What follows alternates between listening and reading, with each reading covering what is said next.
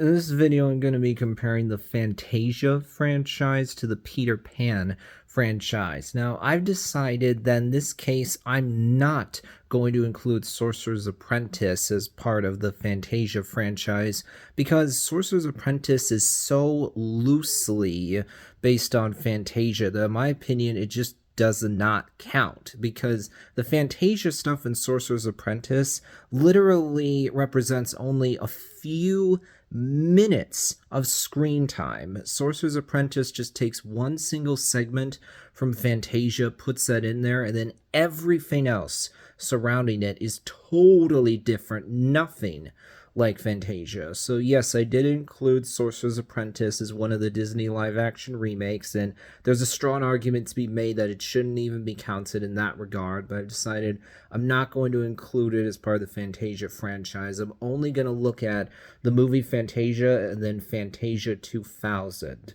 Now, when it comes to the highest Rotten Tomatoes score for each franchise, in the case of Fantasia, highest score is a 95% for the first movie. When you look at the Peter Pan franchise, the highest score is actually 100% for the second Tinkerbell movie.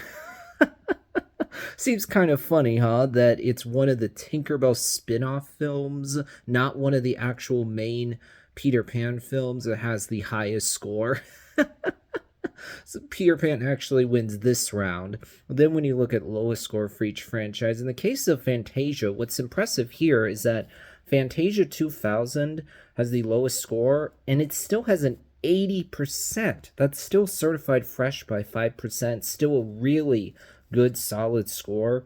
When you look at Peter Pan, man, oh, the lowest score is only at 29% for Hook. What? That makes no sense to me on any level. I think critics 100% got it wrong.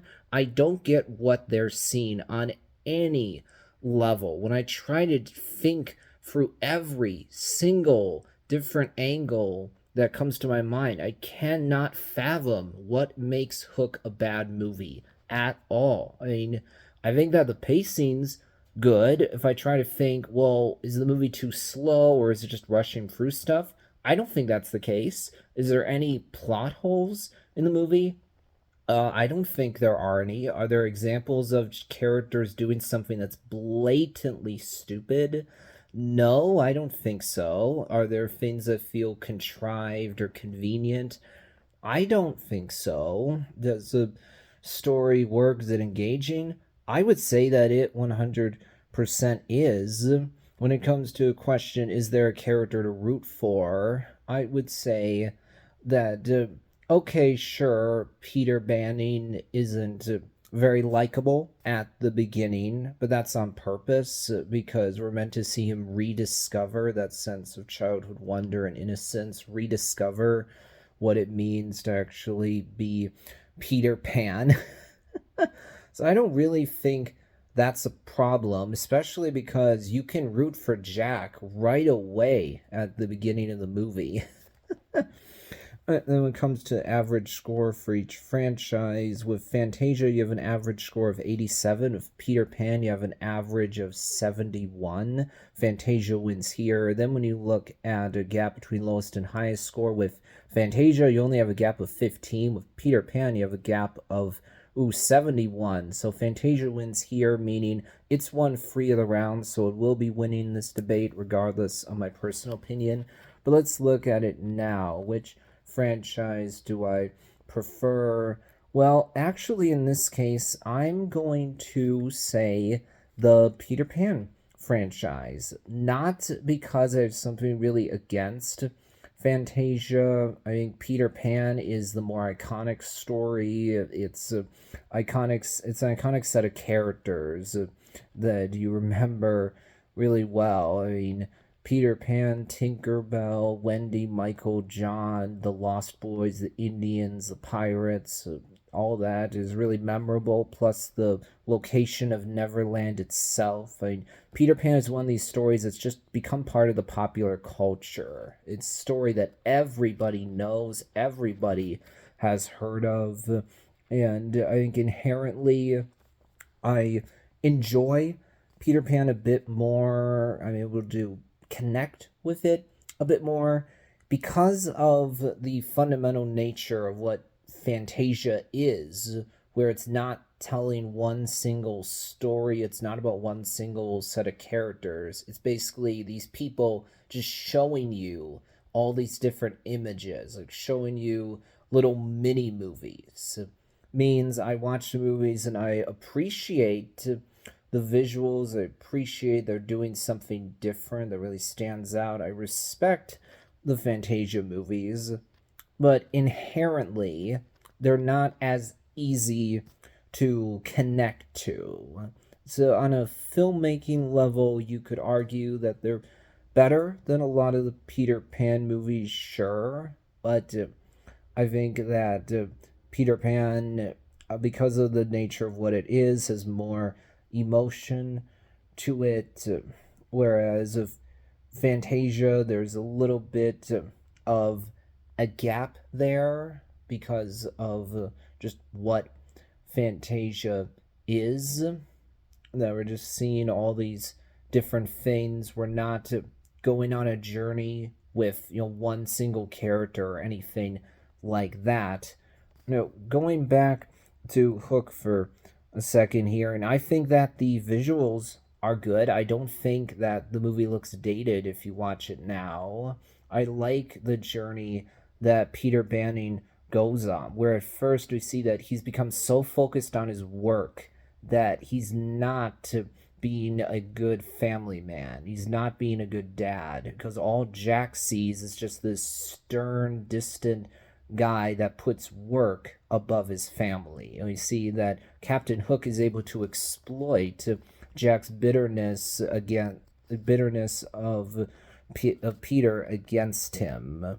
You see that later on, where Captain Hook is able to turn Jack against Peter because of Jack's bitterness, which has been caused by Peter's neglectfulness regarding his son. But then by the end of the movie, what's heartwarming is that Peter actually shows Jack, I care about you, I love you, I'm putting you first. And also, I like that by the end of the story, Peter Banning truly becomes the Peter Pan from legend. He remembers again that sense of innocence that he had forgotten. He finds his happy place.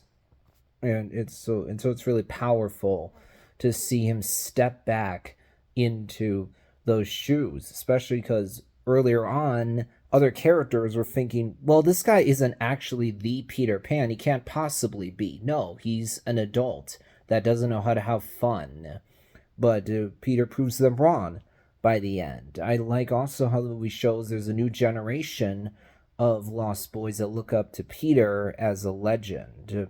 Also, I like how this movie really does something different with the character of Peter Pan, because in this case, we see that Peter did the one thing he was more afraid of than anything else. He actually grew up. He actually fell in love. Thus, he now actually has a family, and thus he forgot about Neverland in his previous life, and then he rediscovers that.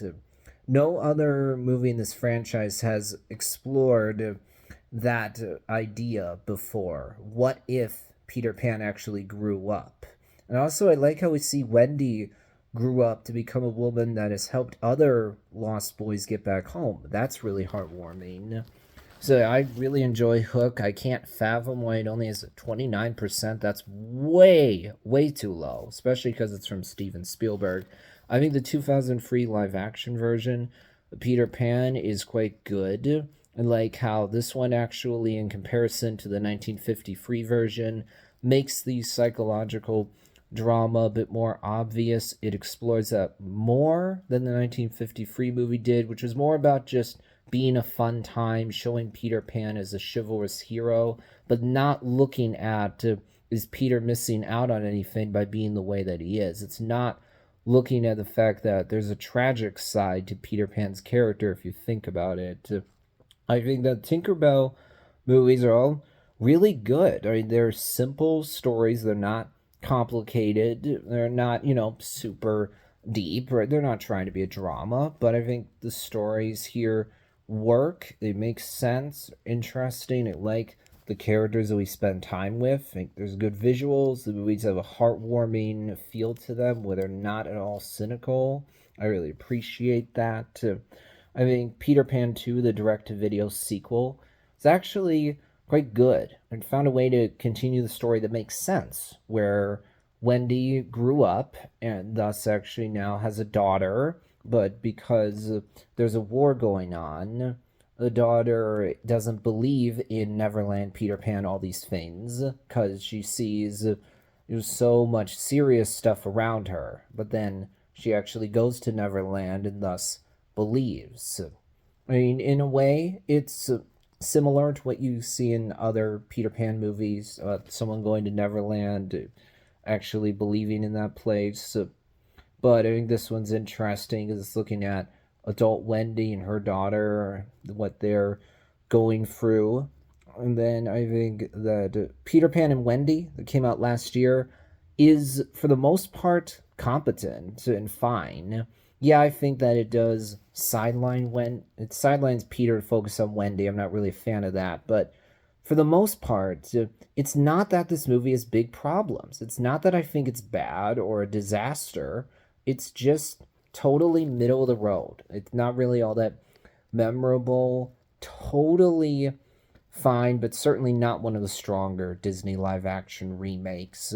It didn't really leave much of a mark in general. It just kind of came and went. People saw it and were like, yeah, okay. It was totally serviceable, but not movie that I'm really going to talk about all that much. So that'll be it for this video. Overall, I prefer the Peter Pan franchise, but Fantasia is going to win this debate.